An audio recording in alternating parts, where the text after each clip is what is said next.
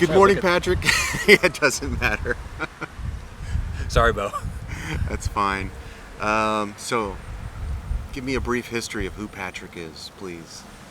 First of all, thanks for asking me to be here. It's a pleasure. It's an honor to be with Heartland Song Network. My name is Patrick Sprehe. I'm a native Kansas Cityan. I grew up here.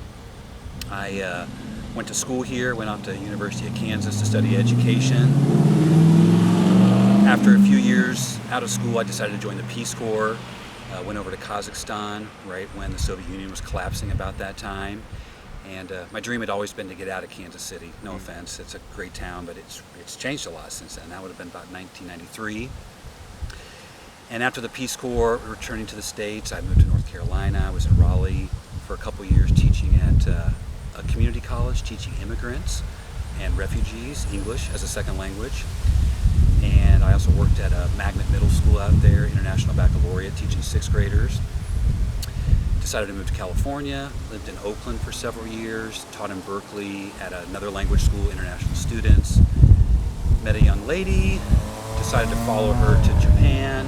My wife is Korean, but she'd been studying in Tokyo. Had a child, got married, and decided Tokyo was not a place to raise our son. So 2005, I brought my family to Kansas City, and for 13 years I taught at Academy Lafayette. It's a French immersion language school. I taught 6th, 7th, 8th grade English. Kids have got to learn English a little bit every day.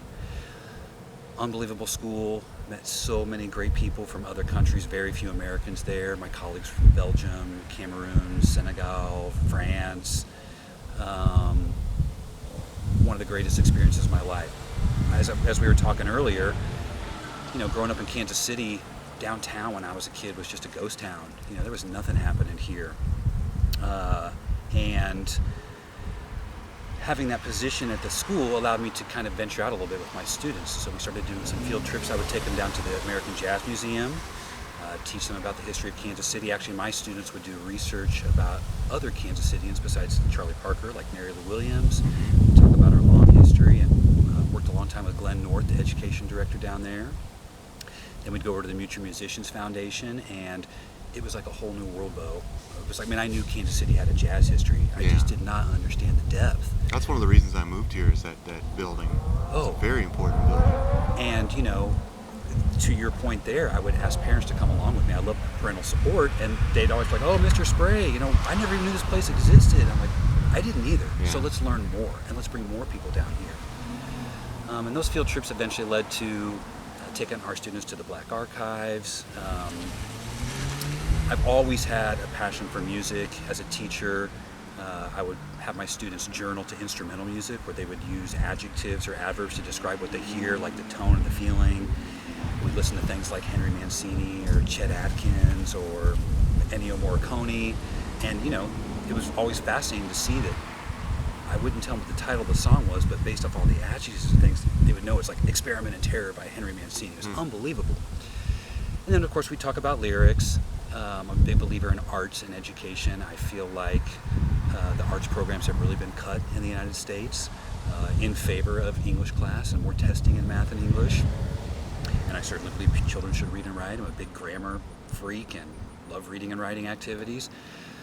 But I was always wanting to do maybe some more with music. And so after I'd gone back to school to get my master's degree and become a principal, I mentioned I kind of looked around, and I knew it just wasn't going to work at a school here unless it was my school, unless I was going to do it my way. I wasn't going to be able to answer to someone else, I suppose. And at that time, that was 2017, an old friend of mine from high school, Jim Andrews, asked me, "Pat, have you ever thought about doing something different besides teaching?" And I told him what I just told you. I love teaching, I love it all, but actually I wanted to open a music center, like a library where we could check out books or check out records. That's very common in Japan. Have instruments, lessons, karaoke, high-end listening station. No coffee, alcohol was my business model, and I still think it'll work. He said, "Oh, that's great, man, and we'll do that eventually, but let's start a record label." What does that mean, Jim? Jim's from the publishing background. He's part owner of Andrews McMeel Publishing here, and really one of his company's missions has always been to represent artists, in his case, illustrators, writers, on a national level. and interesting artists, not necessarily the run-of-the-mill. They started with Doonesbury back in the day, some political commentary, The Far Side, Calvin and Hobbes. And so I said, all right, I've got the summer off, which I spent with my child. We're just talking about enjoying summers with our children. I'll start doing some due diligence. And very quickly, we started talking to people. Marion Merritt and Ann Stewart with Records with Merritt were a big help for us, Beau. Point us in the right direction, a little bit about maybe who are some artists in Kansas City we want to consider. Introduced us to Brenton Cook, owner of Haymaker Records, who was very helpful with us, understanding things simply like where do you manufacture CDs, recording studios, this and that. Introduced us to Mark Manning with KKFI, who, as you know, is just a huge proponent of Kansas City artists and human beings in general. Steve Tuapana from Record Bar, we met with him and Don Simon to talk about how do we write an agreement. And very early in those conversations, first of all, we just saw the unbelievable passion and commitment that so many people in Kansas City had for the music industry. And Jim and I we used to stomp the grounds of the Grand Emporium, Harling's, Davies, back when we were in our early 20s, before we both had moved off. But we kept hearing this name, Calvin Arsenia. That was someone that we needed to go check out. And I'll never forget, we met Mark for lunch. It was like a Thursday, and he said, yeah, Calvin's playing at some old church this weekend. Maybe you should go check him out. Well, and it turns out that was Peregrine Honig's Greenwood Social Hall. Mm-hmm. And I went to that show and was just completely blown away. I don't think I've ever seen anybody play a harp before. I stood mesmerized. I didn't sit for an hour and a half on my heels, like, who is this person? Talked to him after the performance, bought a couple CDs, told him I was thinking about starting a record label. If I still had my flip phone, because at that point I was still a school teacher that didn't do social media, anything like that, I clearly remember the text I sent to Jim. He's like, how was the show? I said, he's the chosen one, man. If we're going to do this, let's start with Calvin. So we very quickly had to figure out how to craft an agreement. I had an old friend from college who is the, I think, chief financial officer at Epitaph Records out in LA. Just really started to think about all the people we knew in the industry. Helped us craft a contract, an agreement. And so that would have been like summer of 2017. We made an offer to Calvin. Thank goodness he said no, because I knew I was going to teach the next school year already. He was also leaving to go to Europe for about 3 months to perform over there, to travel over there with his percussionist Simon Huntley. Came back in the fall. We continued to court him.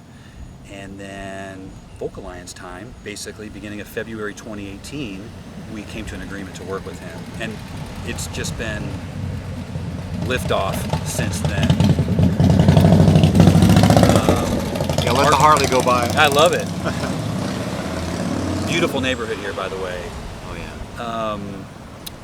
Our goal as a label, if I can kind of move to that, our mission really is to represent Kansas City artists. And that might sound strange. I really can't think of another label in America that just focuses on one particular town. But we just feel like there's so much talent here, Beau, that we don't need to explore past our own boundaries. Now, maybe we'll give someone a hall pass that's in Lawrence. It's in constant conversation. A second point that we've really wanted to focus on is we're interested in artists from all genres. If you play gospel music, if you play country music, if you play hip-hop music, if you're into speed metal, we're open to it. We don't care. You got to be excellent. And I think that's important for Jim's company too, was Andrews McNeil was always looking for cream of the crop. And we feel like who we've started with, we've chosen very wisely. And in regards to that as well, if an artist is young or old, gender doesn't matter, race doesn't matter, sexuality, religion, as long as you are outstanding, we want to talk with you. We're also looking for, and I think this aligns with Heartland Song Network, is people who are writing their own material. We think that's very important. And as you know, we love cover songs, and especially in live performances, but we feel like having Jim and I are both big English language fans. Having people that can write, compelling lyrics is something very important to us.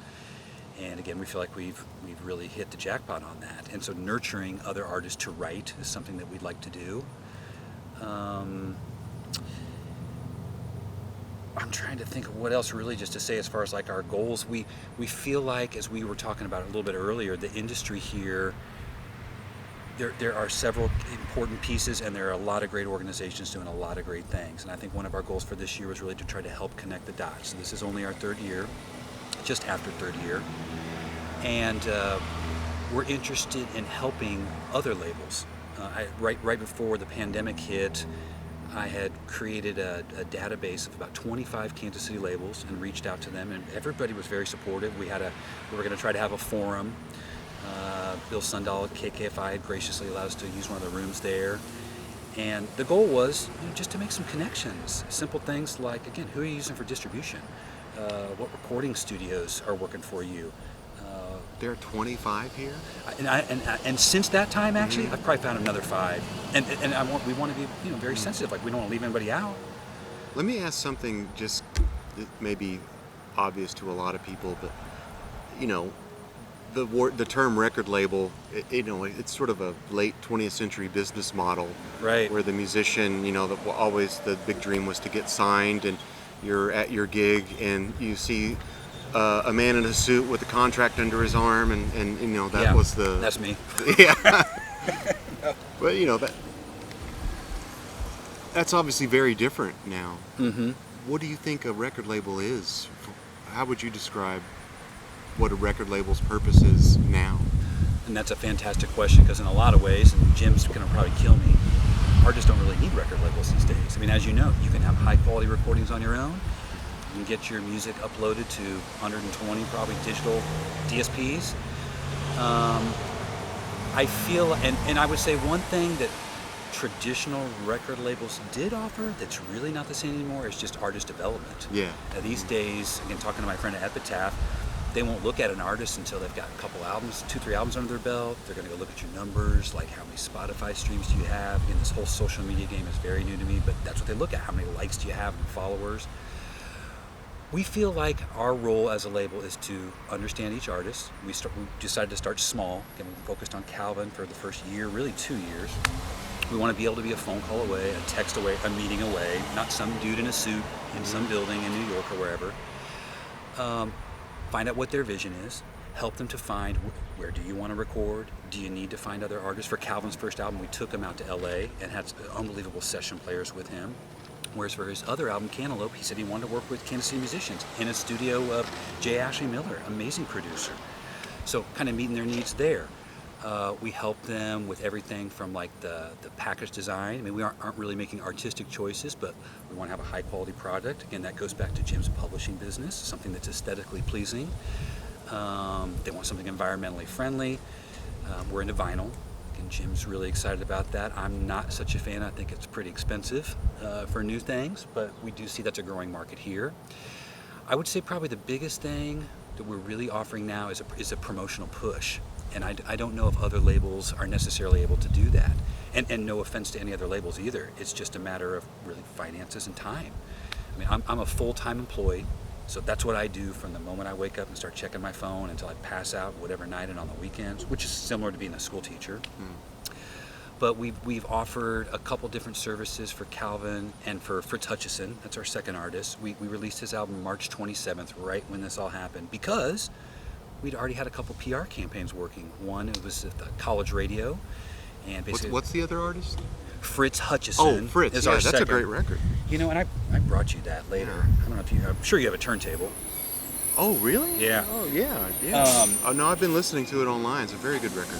So, well, and that's just it. Again, like a lot of artists can have things put up digitally. DistroKid's awesome, CD Baby, great. And I think they're very artist friendly, to be honest. But as far as like physical product, that costs some money too to make. Sweet. Those are for you. Thanks. And then, yeah, I'm a fan. And then these are here are a couple CDs. Thanks. What are these Shameless things? promotion. Yeah. So those are digipacks instead of the old school plastic cases. I was just kidding. Oh, yeah. With nobody. I mean, I still listen to. I'm a CD guy. Yeah. I probably got about 4,000 CDs and still buy them. But no, just saying. So we worked with Planetary. It's college radio, non-commercial radio. So they would work with stations like The Bridge potentially, or KKFI.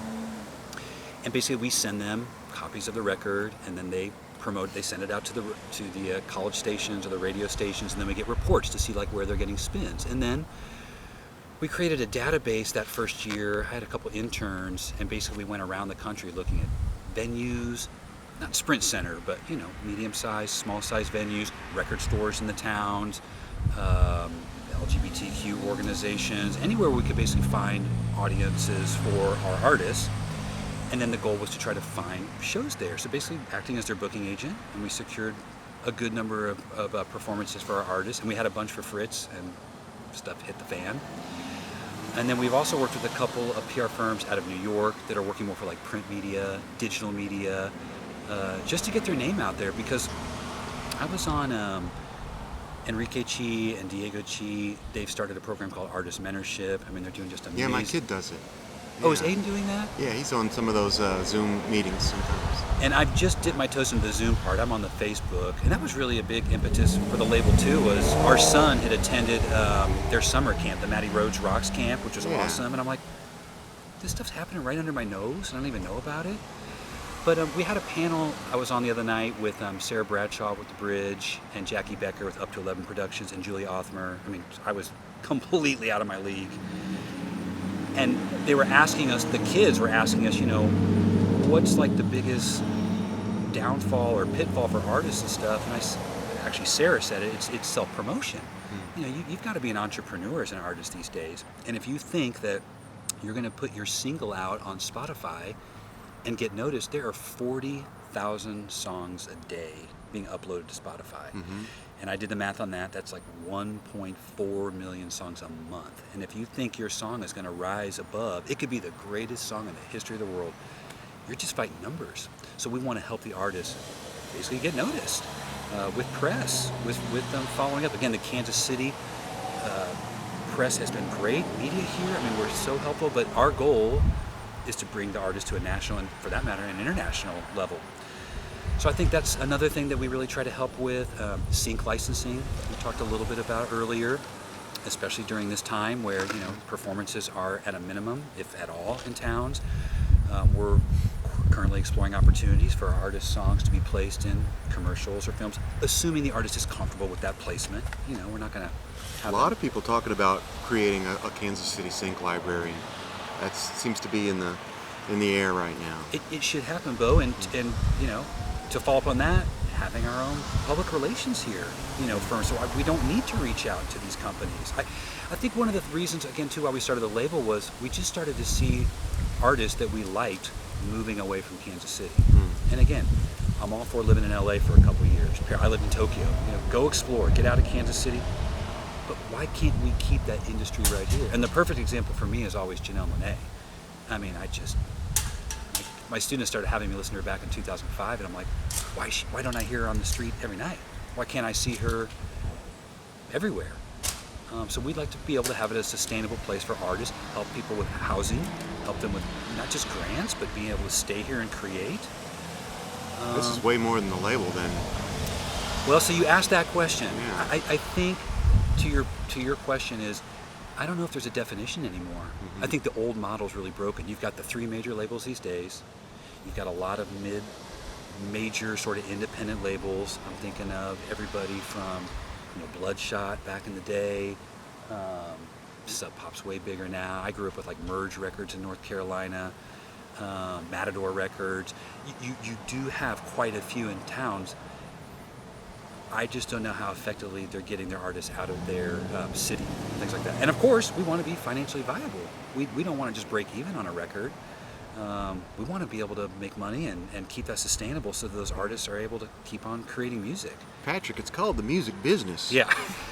Yes, which we try to have conversations very clearly with our artists before we put that pen onto the agreement. Like, this is a business, and you don't work for us, and we don't work for you. We got to partner together to make some money. Okay. I don't know if that answered your question. Yeah, I get a picture. I'm seeing more development, almost behaving as an agent sometimes, working as a publicist sometimes. So it sounds like kind of an all-purpose boutique label agency publicist mentorship thing going on. It probably needs a new name. Yeah, it's a whole lot of a lot. Also, everything. I think just finding, and each artist has been different so far. Our third artist I should mention is the Black Creatures. We are so delighted to work with them. So we came to an agreement, I think, April 1st. We just released the first single a couple of weeks ago. The album will be out nationally August 28th. We have a couple of performances lined up. We're dipping our toes into that water down with Lemonade Park. The Black Creatures will be August 28th with Ryan, with Kadesh Flow. And then the next night they'll be with Calvin. We've talked about having a venue, Beau, for that matter, where we could help support the scene that way, and finding, good pay for the artists too, I think, and opportunities for beginning artists, mid-level artists. I think one of our biggest challenges for all of our artists is, and you know this very well, they could all go in so many different directions.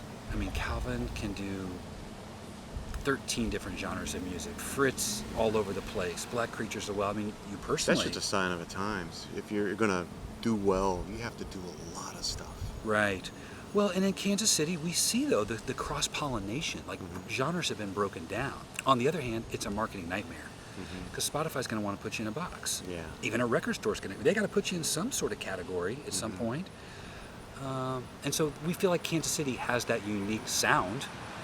And we want to represent it. I think when we think of other labels, when I think of Stax, I think of Memphis, I think of R&B, I think of Chess, I think of Chicago, I think of blues, Sub Pop, Seattle grunge. I feel like Kansas City it's got a Kansas City sound, which is a little bit of everything. And I think that goes back to even our own style of jazz. What became Kansas City's version of jazz, coming from that blues swing sound. I would add one last thing that we're excited about here in Kansas City is programs like yours. We were just talking about the Harmony Project. We've talked about artist mentorship. Obviously, we have Folk Alliance here. The American Jazz Museum has got a lot of room for that too. The educational programs, that's what speaks to me. Something that I've made clear to Jim is that we need to be developing our younger artists. And again, as the schools have cut programs, we've got to find alternative ways to do that. So if we can make some money, one of the goals would be to start funding and supporting these programs to do that, or start one our own for that matter. And I think that could potentially encourage people to stick around Kansas City rather than feel like they have to move to another place to make music. I mean, what's Nashville got really? Well, I mean, that pendulum is swinging the other way. People are leaving big cities right now for the obvious reasons. And we're just at a very different time. Right. We feel a lot of support here. So many, and I'm sure there are politics involved, but we just feel like people have been super receptive and super helpful. I think that's also Kansas City, Midwestern generosity and spirit. We feel like we're really building some momentum, and even though all this is going on right now in our country and around the world, we're going to do our best to keep on plowing forward. Well, excellent. Patrick, thank you so much for your time. It's been very informative. I learned a lot. Thank you, Beau. I got 2 new records, 2 new CDs. Very excited. Thank you. Check us out. Yeah.